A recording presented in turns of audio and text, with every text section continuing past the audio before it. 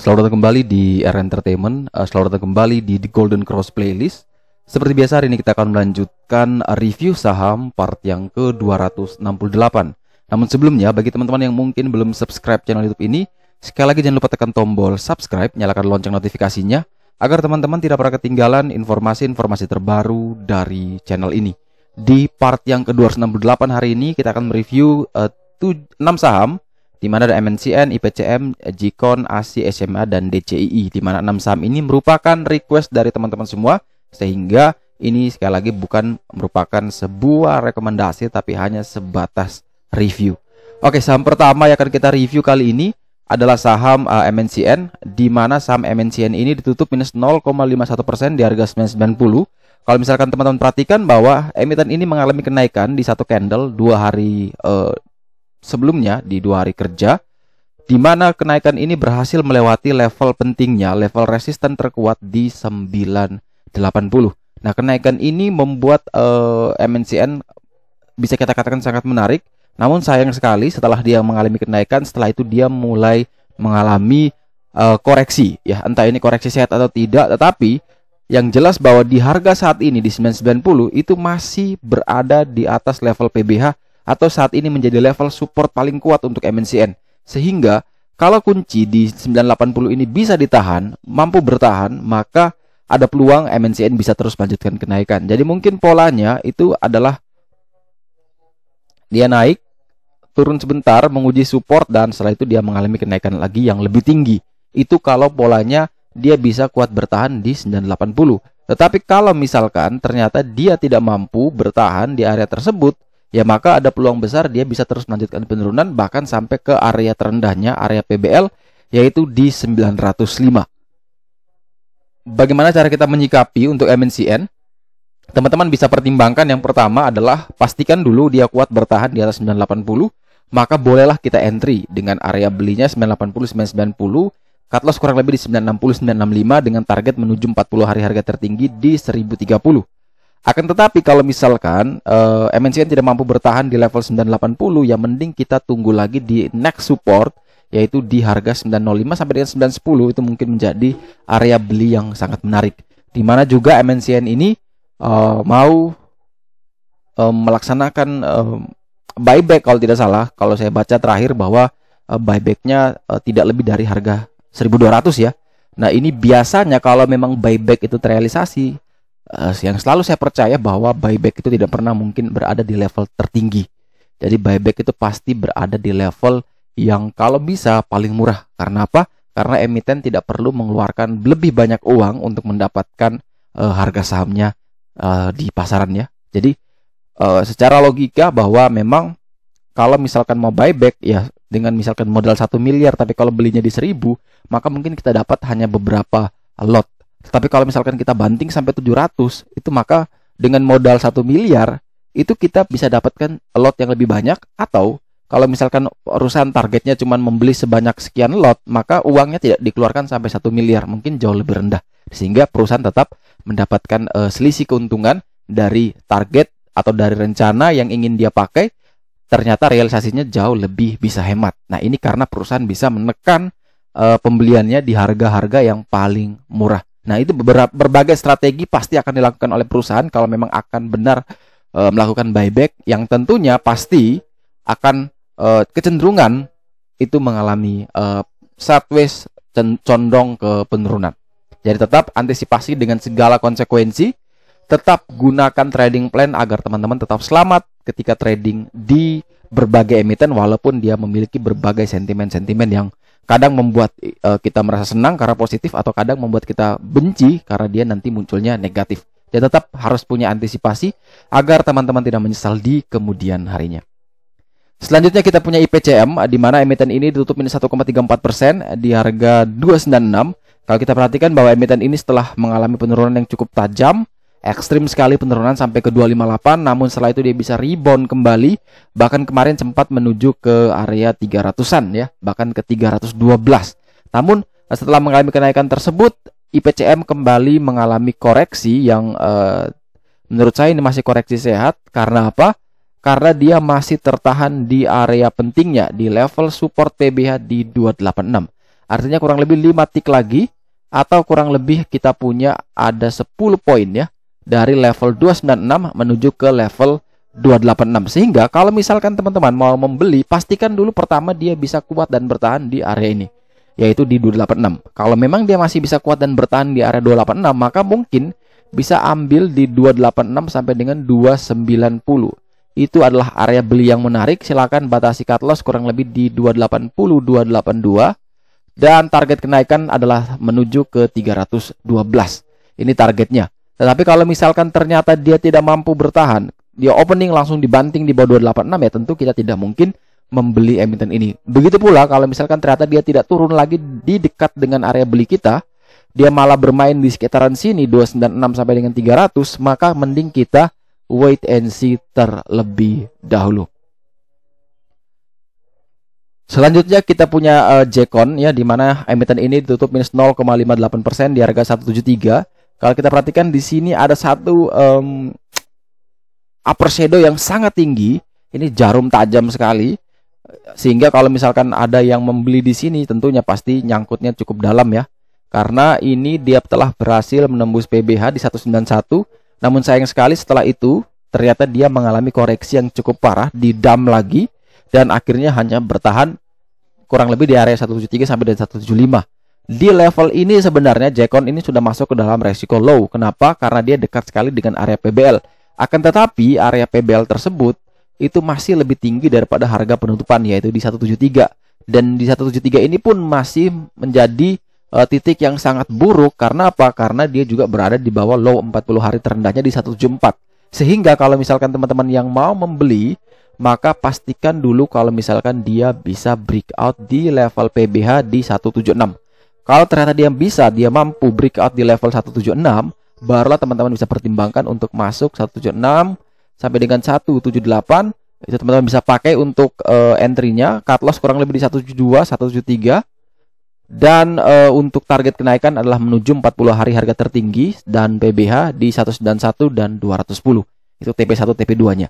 Tetapi kalau misalkan teman-teman lihat bahwa dia tidak sampai, misalkan dia naik sampai di 180, ternyata tidak bisa kuat lagi naik, maka hati-hati, silakan pasang trailing stop. Takutnya akan muncul seperti ini kasusnya. Sudah mengalami kenaikan yang cukup tinggi, sudah breakout, kita sudah masuk, ternyata kita karena masih mengejar target yang terlalu tinggi, akhirnya dibanting lagi, malah kita jadi rugi. Jadi tetap antisipasinya menggunakan trailing stop agar keuntungan yang sudah didapatkan itu tidak habis semua atau tidak kehilangan lagi ketika emitennya dibanting, didam lagi, yang akhirnya hanya membentuk shadow. Jadi sekali lagi untuk Jekon, selama dia tidak mampu breakout 176, maka mending wait and see. Tapi kalau bisa breakout, maka silakan lakukan pembelian, dan tetap ingat bahwa harus ada trading plan dan teman-teman harus disiplin dengan trading plan tersebut. Oke, selanjutnya sebelum kita lanjut ke saham yang akan kita review, maka sekali lagi teman-teman, saya mau informasikan bahwa Joran Investama telah launching live webinar 2-in-1, Bandarmologi 101 dan belajar valuasi saham, di mana dua webinar ini akan teman-teman dapatkan di tanggal 3 dan 4 Juli 2021. Webinarnya selama 2 hari. Dan juga nanti teman-teman akan mendapatkan satu spesial bonus ya, 1 bulan The Golden Cross Premium, di mana 1 bulan The Golden Cross Premium ini teman-teman akan mendapatkan fasilitas yang cukup banyak. Ada teman-teman bisa mendapatkan chart seperti di video ini, teman-teman juga bisa mendapatkan PBL, ada PBH, ada White Demand Alert, ada Buy Alert, ada Sell Alert.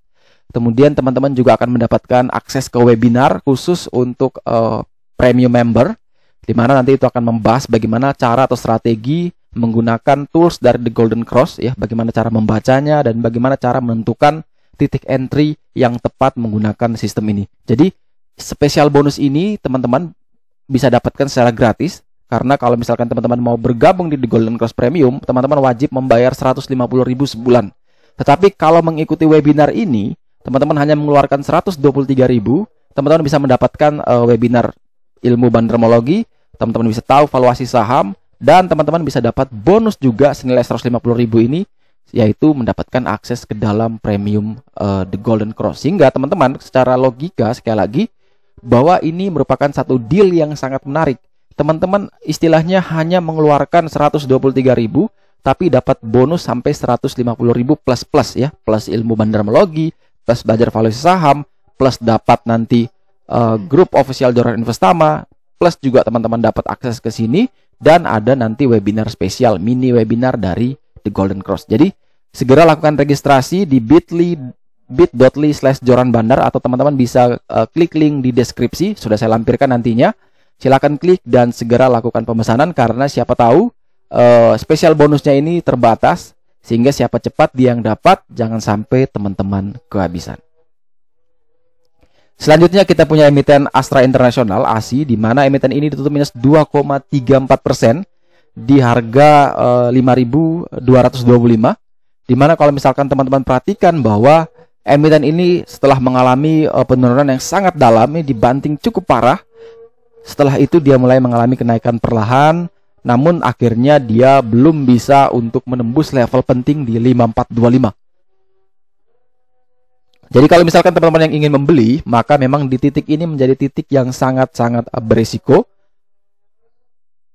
Karena antara dia mau breakout di area PBH atau area resisten, atau dia mau turun dulu ke area dekat PBL. Sehingga kalau misalkan teman-teman yang mau membeli emiten ini, kita pakai beberapa support resisten bantuan yang bisa membantu kita memutuskan apakah kita boleh entry atau tidak. Di harga 5225 dia memiliki satu resisten terdekat di 5263. Ini adalah resisten yang cukup dekat dengan area PBH. Kalau misalkan dia bisa breakout di 5263, boleh pertimbangkan untuk entry. Tapi kalau ternyata dia tidak mampu breakout, maka kita mending tunggu di next support ya, support bantuan, yaitu di 5132. Ini ada support bantuan. Kalau ternyata kita beli di 5132 dan ternyata malah turun, maka 5075 kita bisa pasang sebagai cut loss, atau di 5025 kita bisa pasang cut loss-nya. Atau kalau ternyata tidak mau pasang cut loss, kita mau belinya bertahap, boleh mungkin beli di 5132 itu hanya 20% modal.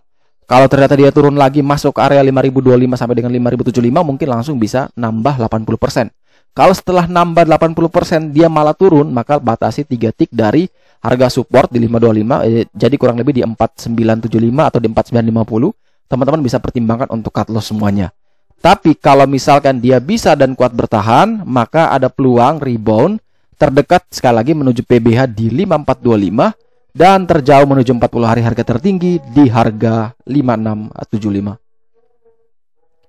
Selanjutnya kita punya SMA, di mana induk SMA ini memiliki kenaikan yang cukup tinggi dalam beberapa hari terakhir. Dan kalau teman-teman mengikuti The Golden Cross, memang kita dapatkan SMA di harga yang sangat-sangat murah ya. Kita dapat di area sini, kalau tidak salah di area PBL, atau tidak di level sini ya, kita dapat di sini. Saya lupa, tapi kita dapatkan kenaikan yang cukup besar. Kalau teman-teman ikuti pasti dapat profit yang cukup besar. Dan di level saat ini di 1650 dia memang sudah berhasil menembus PBL, PBH, itu sudah berhasil dilewati semua. Hanya tinggal 40 hari harga tertinggi di 1805, itu yang masih menjadi next target untuk SCMA. Kalau ternyata mau membeli, maka memang jarak dari harga saat ini menuju ke support terdekat itu masih cukup jauh ya. Di 1535 itu area PBH, support paling kuat. Maka kita butuh bantuan beberapa support, yaitu di 1619. Ini masih menjadi support yang paling dekat yang bisa membantu teman-teman untuk memaksa entry. Kenapa saya katakan memaksa? Memang di level ini seharusnya kita lebih bersabar, mending kita tunggu sampai ke 1535 baru mungkin kita bisa pertimbangkan entry. Tapi kalau ada yang ngotot masih ingin masuk, maka bolehlah silakan masuk, asalkan teman-teman harus ingat di sini ada 1619 yang mana itu menjadi support bantuan. Kalau misalkan ini tidak mampu bertahan dan jebol, maka bisa pertimbangkan untuk cut loss terlebih dahulu dan tunggu lagi di area 1535. Tapi kalau misalkan dia bisa dan kuat bertahan, maka ada peluang bahwa SCMA ini bisa terus melanjutkan kenaikan sampai ke 40 hari harga tertinggi di harga 1805. Selanjutnya saham terakhir yang akan kita review di part yang ke-268 hari ini adalah saham DCII. Di mana saham ini naik sangat fantastis ya, dari 19 dari harga kurang lebih dia dari harga di bawah 5.000 kalau tidak salah IPO-nya, sekarang sudah 23.000. Kenaikannya sangat luar biasa. Dan beberapa waktu lalu sebelumnya juga dia sempat sideways kurang lebih di angka 10 ribuan. Namun dalam beberapa waktu saja kenaikannya itu langsung bisa sampai 100% ya. Ini kenaikan cuma 4 candle itu bisa sampai 100% lebih. Ini luar biasa kenaikannya. Dan memang sentimen positifnya cukup banyak menyelimuti memang karena perusahaan ini menurut berita yang saya baca bahwa owner pemilik dari Indofood ya, Anthony Salim itu kembali memborong dari mungkin dia punya hanya 5% bisa sampai 11-12% kepemilikan di DCII. Nah, ini yang membuat orang kemudian mencoba untuk mengikuti pergerakan dari DCII dengan Anthony Salim. Apakah kenaikan ini akan bisa terus berlanjut? Memang secara Golden Cross tidak bisa kita lihat lagi karena ini bisa saya katakan adalah kenaikan yang all time high ya. Kenaikan yang begitu sangat luar biasa sehingga target selanjutnya memang tidak bisa kita perhatikan, hanya bisa kita lihat dengan bantuan TP3 di 24.100. Dan itu pun memang ini sangat-sangat tinggi ya. Kalau ternyata dia mentok di sini, dia tidak mampu naik lagi dan kemudian dia ARB berturut-turut diiris 7%, 7%, 7%, maka itu pasti teman-teman banyak yang mengalami kerugian ya. Karena sekali lagi investor besar yang punya dana besar mungkin mengeluarkan 1-2 triliun itu bagi mereka itu sama seperti kita mengeluarkan hanya 10-20% dari modal kita. Sehingga kalau ternyata dia itu turun, mereka masih punya dana untuk bisa average down dan mereka juga masih bisa hidup dalam beberapa waktu yang akan datang karena mereka tipenya adalah long investment. Tapi kalau ternyata kita hanya mau kejar trading, maka hati-hati, tetap kita harus ingat bahwa kenaikannya ini sudah sangat tinggi. Walaupun memang dia masih bisa mengalami kenaikan, tetapi kita tidak mungkin selalu berbicara kalau misalkan dia naik terus bagaimana. Tapi kita harus kembali membuat mindset kita menjadi benar. Kita selalu bertanya adalah kalau ternyata dia turun, apa yang harus kita lakukan. Jadi mindset itu yang harus kita tanamkan terus, bahwa jangan yang selalu dipikir adalah kalau naik, tapi kita harus berpikir bahwa bagaimana kalau dia turun. Jadi ketika kita sudah mengetahui kalau ternyata dia turun, exit plan-nya seperti apa, ya tidak masalah kita ambil lagi di harga saat ini. Karena kita tahu ternyata kalau dia tidak bisa naik, ya sudah, kita tahu kapan kita harus keluar. Tapi kalau ternyata beneran naik, ya berarti itu rezeki kita. Tapi kalau kita hanya berpikir ini pasti naik, dan ternyata market open dan ternyata dia dibanting ARB, saya yakin bahwa kita mulai kebingungan. Mungkin kita cepat-cepat cut loss, ternyata cut loss dia malah rebound lagi. Kita beli lagi, dia ARB lagi. Nah, itu yang masih menjadi catatan besar buat kita semua agar kita tidak mudah dipermainkan emosional oleh market. Jadi sekali lagi, kalau misalkan teman-teman yang ingin membeli DCII, maka tetap sekali lagi harus gunakan begitu sangat sensitifnya tentang money management ya. Ini harus benar-benar teman-teman terapkan agar teman-teman tidak nyangkut di kemudian hari. Nah, kalau kita lihat di sini memang tidak bisa kita tahu next targetnya, maka saya sudah coba buat sendiri menggunakan bantuan dari Stockbit. Di sini saya coba gambar DCI menggunakan perhitungan seperti ini ya. Kita gambar pakai garis Fibo. Kalau misalkan dia bisa naik ya, bisa naik lagi, maka ada kemungkinan besar dia naik adalah ke level sini. Itu mungkin kurang lebih di area 31-32 ribu lah. Itu ada peluang dia bisa ke sana. Tapi ini masih menjadi area yang cukup lebar nih. Apakah dia bisa naik terus atau malah dia turun? Nah, kalau dia turun, maka ada potensi dia turun dulu ke sini. Ke 78,6, itu kurang lebih di area ini sekitar 21-22 ribu ya, kurang lebih area situ. Kemudian kalau gagal, maka dia turun lagi ke nextnya di 61,8, kurang lebih di 19 ribuan, 19.800 kalau tidak salah. Itu persis seperti area sini. Dan kalau itu juga tidak mampu bertahan, ya dia kemudian mengalami penurunan dan mungkin akan mentok di 50%-nya ya. Ini menjadi kunci penting, kurang lebih di 17.500. Jadi teman-teman tetap harus disiplin. Memang mungkin dia dalam waktu yang akan datang masih bisa terus naik, tetapi karena kenaikannya ini sudut kemiringannya sudah sangat tajam sekali, maka ada potensi penurunannya juga akan tajam. Tapi ingat, penurunan itu dia hanya minus 7% ya. Jadi kalau dia minus 7% diiris pelan-pelan dan setiap penurunan ini teman-teman tidak bisa keluar, ya maka teman-teman pastinya sangat-sangat menyesal karena nyangkutnya pasti dalam. Sehingga tetap hati-hati, selalu gunakan money management yang benar dan tetap disiplin dengan trading plan-nya. Oke, sekian dulu review saham part yang ke-268. Terima kasih baik teman-teman yang telah setia menonton. Sekali lagi jangan lupa like, subscribe, dan share agar semua informasi yang dalam video ini dapat berguna, bermanfaat, dan tentunya bisa menjadi panduan trading di keesokan harinya. Sekali lagi terima kasih banyak, sampai jumpa dan semoga membantu.